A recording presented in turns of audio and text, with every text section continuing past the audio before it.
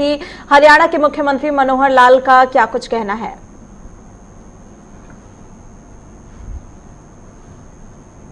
22 के 22 जिलों में हिसार समेत आज इस कार्यक्रम पर सब जगह हमारे केंद्रीय मंत्री, हमारे प्रदेश के कैबिनेट के जो साथी मंत्री, सांसदगण, विधायकगण, जितने भी चेयरमैन नियुक्त हैं वो सब, दोनों पार्टियों के पदाधिकारीगण, पत्रकार व छायाकार मित्र, अन्य सभी सज्जन वृंद भाई और बहनों, इस अवसर पर सबसे पहले मैं आपको बहुत बहुत बधाई देता हूं, शुभकामना देता हूं। और आज का अवसर इस नाते से भी महत्वपूर्ण है कि ठीक 1 वर्ष पहले संयोग से उस दिन दीपावली का दिन था। 27 अक्टूबर को भारतीय जनता पार्टी इस नाते से गिने तो हमारी दूसरी पारी थी, और गठबंधन इस नाते से गिने तो हमारी ये पहली पारी। उस दिन राज्य की नई सरकार बनाने का शपथ ग्रहण समारोह हुआ था। एक विशेष बात कुछ मित्रों ने उस समय कही कि आज तक दीपावली के दिन राज्याभिषेक या तो हजारों वर्ष पहले हुआ था या फिर 2019 में हुआ है। वो भी एक संयोग था। इस 1 वर्ष के पूर्ण होने पर जो सरकार की उपलब्धियां हैं, जो हमने सोचा उसको किया, हमको उस मायने में पूरी टीम के नाते ये संतोष है कि मिलजुल करके और जैसा जैसा जिसके जिम्मे काम था सबने मेहनत की, चाहे मंत्रिमंडल के साथी, विधायक, चाहे हमारे केंद्र सरकार का योगदान प्रदेश को आगे बढ़ाने में, चाहे हमारी ब्यूरोक्रेसी, चाहे दोनों पार्टियों के हमारे पदाधिकारीगण, सबने मिलजुल करके एकता के रूप में आज तक इस काम को किया है। भाई दुष्यंत जी एक चर्चा कर रहे थे कि ये कांग्रेस शुरू दिन से ही, ये सरकार गई के गई, 3 महीने नहीं चलेगी, 6 महीने नहीं चलेगी, ये लगातार उनका मंत्र, उनकी रटंत ये लगातार चलती रहती है।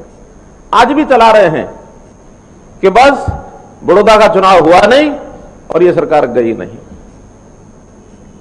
मैं धन्यवाद करता हूं कांग्रेस का कि अगर वो इस प्रकार की बातें बोलते रहेंगे तो हम सचेत रहेंगे, और लगातार 5 साल वो बोलते रहें और हम भी दृढ़ता से अपनी सरकार को चलाते रहेंगे। अगर वो कहीं बीच में बोलना रुक गए तो हमारे लोगों को भी लगेगा शायद कुछ गड़बड़ हो गई। कांग्रेस बोलती रहे, क्योंकि इस बोलने में ही कांग्रेस की जो अविश्वसनीयता है, उनकी जो क्रेडिबिलिटी है, उसके ऊपर प्रश्न चिन्ह खड़ा होता है। केवल इसी विषय पर नहीं, झूठ के पुलंदे, हर समय झूठ बोलने का एक अभ्यास कांग्रेस का बना हुआ है। क्योंकि एक मुद्दा कोई है नहीं, छटपटाहट बहुत है। इतने लंबे समय तक एक साथ सत्ता से बाहर, जब से हरियाणा बना है तब से वो नहीं रहे। बीच बीच में दूसरी सरकारें आती रही 5-5 साल के लिए, लेकिन लगातार 6 साल, हमारे भी 10 साल हो जाएंगे, लेकिन आज मैं 6 साल कहता हूं, 6 साल कांग्रेस सत्ता से लगातार बाहर कभी नहीं रही। एक बार में 4 व 5 साल तो रही होगी, लेकिन अब एक एक दिन बढ़ता जा रहा है तो उनकी छटपटाहट ये देखने को मिल रही है।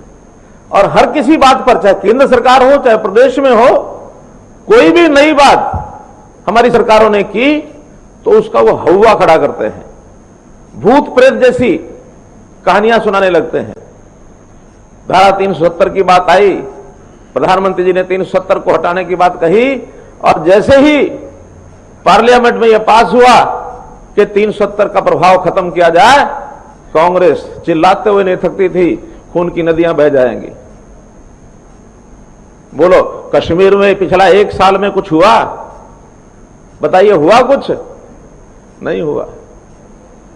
राम जन्मभूमि पर मंदिर बनने की बात, हालांकि कोर्ट का फैसला है और कोर्ट के फैसले पर किसी को ऐतराज करने का कोई हक नहीं होता है, सबको मानना ही होता है, वो भी सुप्रीम कोर्ट का निर्णय। लेकिन उस समय भी इन्होंने हुआ क्या फैलाया, देश में पता नहीं दंगे हो जाएंगे, यहां पर रहने वाले मुसलमानों के खिलाफ ये बन जाएगा, वो बन जाएगा, मार दिया जाएगा। सिटीजन अमेंडमेंट एक्ट, उस समय भी कितना हो हल्ला किया इन्होंने,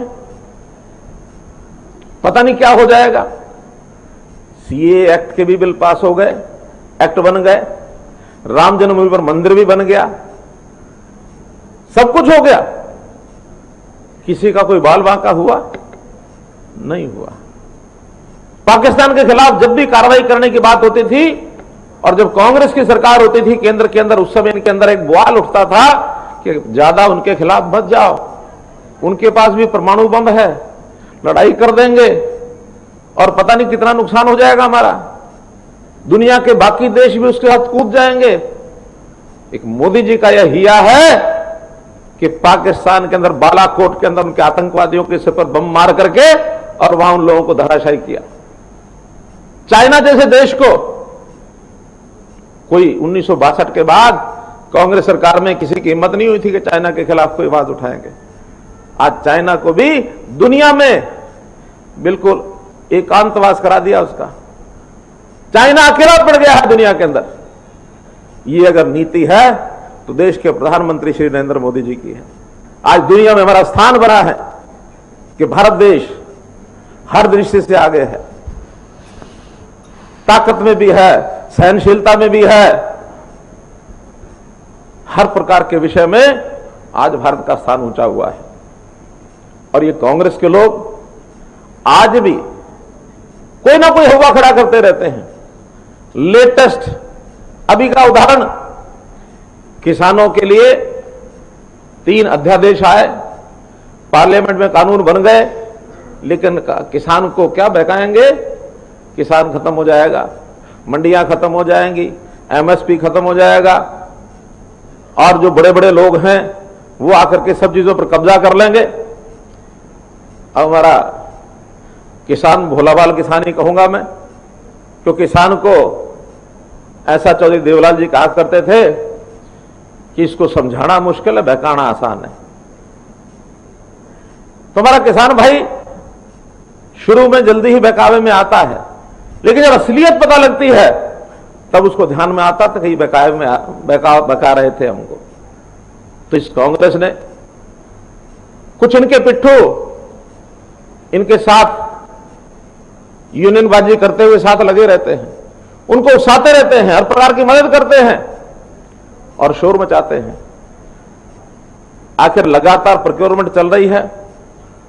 आज 22 दिन से प्रोक्योरमेंट ठीक से चल रही है। शुरू में 1 सप्ताह तो कठिनाइयां कई आती हैं, लेकिन आज 27 तारीख हो गई, शुरू के 5 दिन छोड़ दिए जाए तो 22 तारीख से प्रोक्योरमेंट भी ठीक चल रही है। मंडियां भी सारी चली हैं, मंडियों के अलावा जितने परचेज सेंटर हो वो भी खोले गए हैं, चाहे बाजरा के हो चाहे धान के हो। कपास की भी प्रोक्योरमेंट ठीक से चल रही है। पिछली बार कोई 15-16 स्थानों पर खरीद हुई थी, इस बार 30 स्थानों पर कपास की परचेज हो रही है, सीसीआई कर रही है। सबको पेमेंट 70% किसानों को पेमेंट डायरेक्ट उनको जा रही है उनके खातों में। कहीं एमएसपी खत्म हुआ नहीं, कहीं मंडियां खत्म हुई नहीं। किसान को तसल्ली हो गई कि हमको बहकाया जा रहा था। और ये बहकावे में आने वाले किसानों के जो नेता हैं, कुछ छुटपुट नेता वो हैं, किसानों के लीडर बने हुए हैं। हम भी चाहते हैं, उनको समझाते हैं, बात करते हैं कि भाई लोकतांत्रिक तरीके से, शांतिपूर्वक तरीके से आप अपनी बात कहो, कोई दिक्कत नहीं, प्रदर्शन करना है तब भी करो, लेकिन एक सीमा से आगे बढ़कर के नहीं करो। ये लोग पुतले जलाते हैं, जगह जगह पर प्रदर्शन करते हैं, हमें कोई बात नहीं, लेकिन एक सीमा उस समय पार होती है जब ये कहते हैं कि दशहरे के दिन जैसे रावण का पुतला दहन किया जाता है, ऐसे हम प्रधानमंत्री का पुतला दहन करेंगे। ये सीमा, इस सीमा का उल्लंघन किसी को नहीं करना चाहिए। आखिर वो प्रधानमंत्री जो राम जन्मभूमि के ऊपर जाकर के विशाल राम मंदिर बनाने की कल्पना को आगे बढ़ाते हैं, उनको हम राम भक्त कहेंगे। जो राम भक्त है वो रावण के बराबर उसकी तुलना की जानी चाहिए क्या? ये शर्म की बात है। तो ये चीजें हमको सबको समझनी चाहिए। तो मित्रों, आज इस अवसर के ऊपर जैसा मैंने बताया, एयरपोर्ट का पहला चरण शुरू हुआ है। एयरपोर्ट की जो रनवे का बनाने का काम आज भूमि पूजन हुआ है, काम अलॉट कर दिया गया है। 165 करोड़ रुपए का ये काम है। और जैसा 306 विकास की परियोजनाएं हैं, ये भी 1688 करोड़ रुपए की ये परियोजनाएं हैं। तो कुल मिलाकर के 1843 करोड़ रुपए का इस काम का आज उद्घाटन और शिलान्यास किया गया है। इसमें प्रमुख विभाग जिनका सब जिलों के अंदर शिलान्यास हुआ है, उसके अंदर पावर डिपार्टमेंट है, पंचायती राज डिपार्टमेंट है, पीडब्ल्यूडी है, हायर एजुकेशन है। तो आप हिसार से हरियाणा के मुख्यमंत्री मनोहर लाल खट्टर को सुन रहे थे, जिन्होंने विकास परियोजनाओं का उद्घाटन करते हुए जहां अपने काम की तारीफ की, वहीं विपक्ष पर भी जमकर निशाना साधा है। तो आपको बता दें कि इस दौरान डिप्टी सीएम दुष्यंत चौटाला भी मौजूद रहे और इस दौरान मनोहर लाल खट्टर ने तमाम परियोजनाओं का उल्लेख करते हुए बताया कि तमाम उपलब्धियां अपने सरकार की गिनवाई और साथ ही कांग्रेस पर भी निशाना साधते